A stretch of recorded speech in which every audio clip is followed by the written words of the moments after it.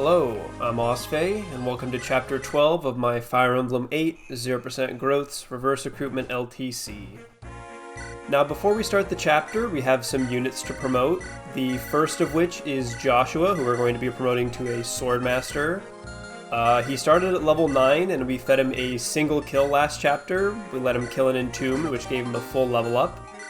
We don't really need him promoted for this chapter, but we definitely need him promoted for Chapter 13, so it's just nice to get that out of the way. Also, nice little side note is he has a custom sprite that the patchmaker put in to give him his little hat. Sadly, we only get to see it here when we promote him, but it's nice to know that he's finally getting his appreciation for his nice little hat. Our second promotion is Cormag, who we finally got to level 10. It is a chapter later than I initially had him promoted, when I went from the 3-turn Chapter 10 clear to the 2-turn, but we didn't really need him promoted for Ghost Ship. However, we would like him promoted here. As soon as we get him promoted, we are not stopping the XP funneling. As a Wyvern Knight, he has access to the skill Pierce, which negates enemy defense and has a level % chance of occurring, and while I do avoid using Pierce whenever possible, there are a couple instances where we're going to need it, so getting as many levels on him as we can is going to become another big priority and side objective we have going on in all the upcoming maps. So Chapter 12 is a kill boss map, and our main strategy is to just rescue our new Premier Combat unit Natasha with Cormag, and then bring her over to the boss. We're going to kill the boss on turn 3, and what we want to do is set up the boss kill so that Natasha can chip the boss, and then Cormag can finish him off with an Axe Reaver, because like we said, we want to feed as much XP to Cormag as we can now that he's promoted.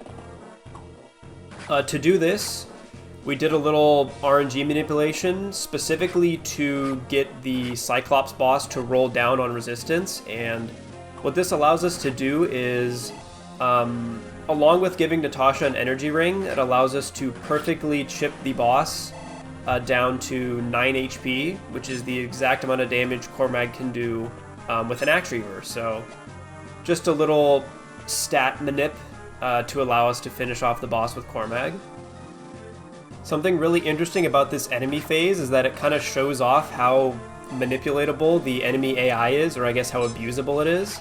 The first instance of this is looking at the move order, so you may have noticed that we parked Syrene right next to an archer. We killed the one to her right, but then the one to her left stayed alive, and while this might pose a threat to her, the way that the movement order works was the Shaman moved first, and since Syrene was equipped with an Iron Lance, she couldn't counter the Shaman, so the Shaman just completely blocked the archer from attacking her. Another interesting instance of the AI being kind of wacky was that the Shamans chose to attack Archer over Amelia, and they did 0 damage to him, even though they very much could do damage to Amelia, and I'm not 100% sure why they did this. I'm not super familiar with how the AI targeting priority works, apart from, prioritizing damage, but I think what happened here was they may have prioritized attacking a unit that other allies, so other enemies, could attack. I've heard people speak about that before, but again, I'm not super familiar with what's going on exactly there, but it's just a quirky little AI thing. But yeah, so here we dropped off Natasha in range to attack the boss on the next turn, and we were going to dance Cormag, which is why we did a little rescue drop with Tethys. Wasn't super necessary. We could have just left Cormag closer to the boss, but that kind of just exposes him to more danger. While he is slightly bulkier than Natasha, Natasha has way more avoid, and so her ability to enemy phase is much better. She can also counter all the enemies at both 1 and 2 range and double pretty reliably. So it's just better to kind of just leave all the enemy phase combat to her when possible.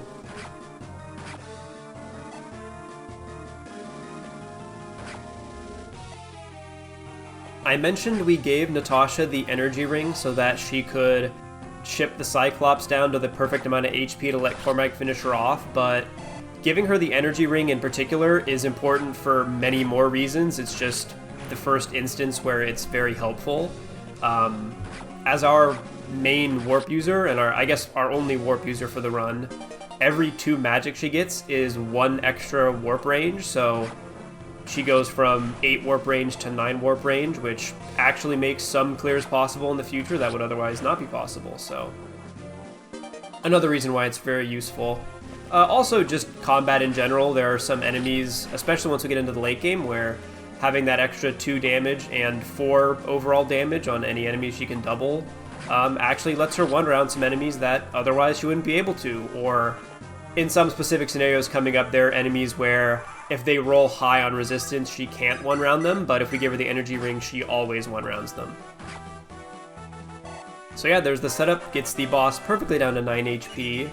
We actually don't want her to crit here, usually that's nice, and I did mention that getting her to S rank light was nice for, you know, Ghost Ship because it let us crit the boss, but that would actually be detrimental here because we do want to feed the kill to Cormag.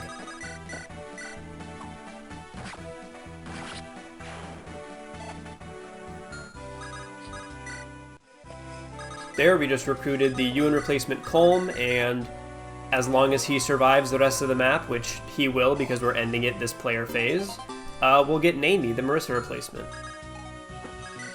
Neither of them will be particularly useful to this run, although Colm does come with a Dracoshield like vanilla recruitment Ewan does, so I guess that's nice, but other than that, they're not really going to see any use after this map. But yeah, that's chapter 12 in 3 turns. Peace.